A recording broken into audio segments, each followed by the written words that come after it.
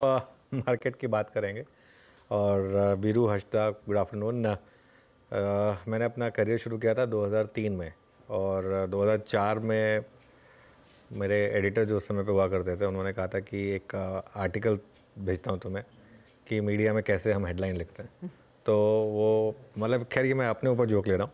तो वो हेडलाइन में हम क्या करते हैं, जैसे एक दिन हेडलाइन मैंने पढ़ी कि मार्केट्स डाउन क्योंकि क्रूड बढ़ गया। फिर अगले दिन की headline market down because crude down. तो वो क्या है, हम अपने हिसाब से उसको एडजस्ट कर लेते हैं। अब आज सुबह फॉर एग्जांपल अब क्योंकि प्राइस का बिहेवियर आ गया, हाँ, LTTS सुबह हम कह रहे थे ख़राब नंबर है, नंबर्स। और परसिस्टेंस सुबह हम कह रहे थे अच्छे नंबर है। और मार्केट का कमाल देखिए, LTTS आज F&O का टॉप गेनर बन गया और परसिस्टेंट आज F&O का टॉप लूज़र बन गया।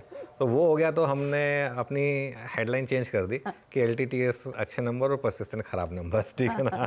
तो ये सब चीज़ें खैर होती रहती हैं। और सुबह हमने भी कहा था कि परसिस्टेंट अच्छा है, LTTS ख़राब है, लेकिन LTTS को खैर शॉर्ट करने से रोका था। हालांकि परसिस्टेंट में थोड़ा सा डाउट था कि नंबर्स मतलब समझ में नहीं आ रहा था अच्छे हैं ख़राब हैं, स्टॉक इतना महंगा है, वो सब चीज़ें हैं। आज एक्चुअली मार्केट भी थोड़ा अजीब सा है। आज मार्केट पर मुझे लग रहा है आज हर कोई फ्राइडे फैक्टर पे है, और आज तो एक ऐसा दिन है जिसमें कुछ भी ख़राब हो तो आप वो उसको आई थिंक माइक्रोसॉफ्ट को ब्लेम करने का भी मन बना सकते हैं कि कहीं इसकी वजह से तो नहीं हो गया। खैर आज फ्राइडे, ब्लेम करने के लिए बहुत सारी ब्लेम चीजें। करने के लिए बहुत कुछ है। आज आज बहुत लोग कहेंगे कि नहीं वो थोड़ा सा टेक ग्लिचेस चल रही हैं तो शायद इसकी वजह से कुछ हो गया हो। खैर एनीवे, मार्केट पर आते हैं। फ्राइडे फैक्टर से मैं कह रहा हूँ कि मार्केट पर काफ़ी हावी है और काफ़ी हायर लेवल से मार्केट स्लिप हुआ, और ख़ास तौर से मिड कैप्स में अच्छी खासी गिरावट आपको देखने को मिली।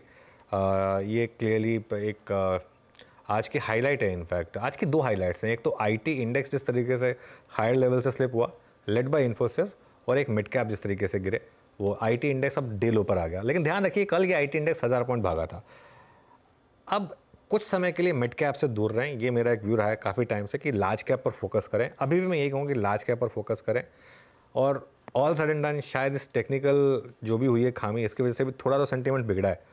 कई लोगों को लगता है कि पता नहीं पोजीशन ले लें और स्क्वायर ऑफ ना हुई तो तो वो भी एक इम्पैक्ट आ जाता है। खैर एनीवे, जो भी है, एक प्रॉफिट बुकिंग, एक और अच्छी खासी प्रॉफिट बुकिंग आज मार्केट में देखने को मिली हमको। जी हाँ, काफी मुनाफा वसूली, स्पेशली ब्रॉडर मार्केट की तो आज काफी होश उड़े हुए हैं। लेकिन अनुज, आज फ्राइडे और ये बजट से पहले का सेकंड लास्ट ट्रेडिंग सेशन है। सुबह में कुछ जानकार कह रहे थे कि देखिए 24,600 सबसे इंपॉर्टेंट है, उसको हमने टेस्ट किया है। अगर क्लोजिंग 600 के ऊपर आ जाती है, क्या कंफर्ट जोन बना रहेगा? और 600 के नीचे अगर हम क्लोज करते हैं तो यहाँ पर कितने और पसीने छूटने वाला सिचुएशन बनेगा, स्पेशली एक बड़े इवेंट से पहले? बिल्कुल, देखिए हर्षदा, मेरे लिए तो खैर सबसे इंपॉर्टेंट लेवल है 24,450 से 24,500 का।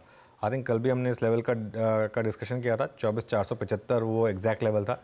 आज 24,590 तक गए हैं हम। मेरा ये मानना है कि अगर 24,450 से 24,500 के नीचे अगर आप फिसलने लगें, तब आप अपनी लॉन्ग पोजीशंस को एग्जिट करिए।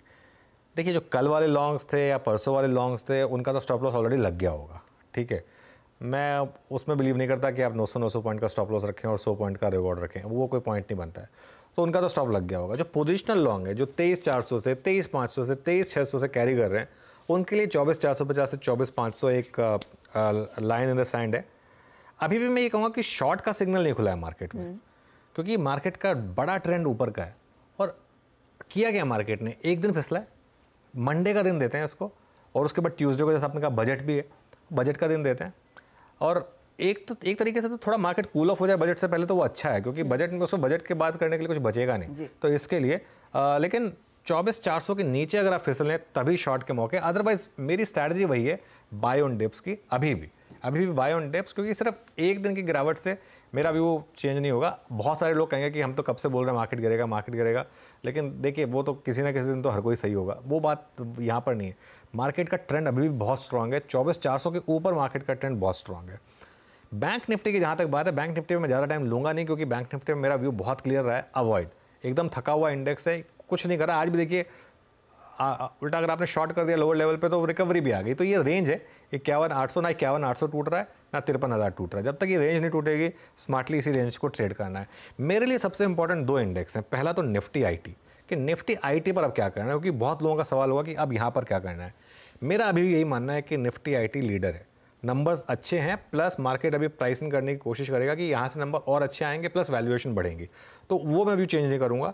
यहाँ से हो सकता है निफ्टी आईटी एक बार के लिए 1000-2000 पॉइंट गिर भी जाए, लेकिन फिर भी लीडर वही है और यहीं पर आपको पोजिशनिंग बनानी है पॉजिटिव साइड की। जहाँ तक मिड कैप और स्मॉल कैप की बात है, मिड कैप और स्मॉल कैप पे मैं पिछले एक महीने से एक व्यू लेकर चल रहा हूँ कि अब मुझे यहाँ पर थोड़ी सी दिक्कत नज़र आती है। भले ही ये स्टॉक्स चल रहे हों वो अलग बात है, लेकिन मेरा अभी भी ये मानना है कि आप थोड़ा मिड कैप और स्मॉल कैप से दूर रहें और थोड़ा लार्ज कैप के कंफर्ट के साथ रहें अगले 1 से 2 महीने, जब तक ये पिक्चर पूरी क्लियर नहीं हो जाती तब तक। तो थोड़ा सा संभल के रहने की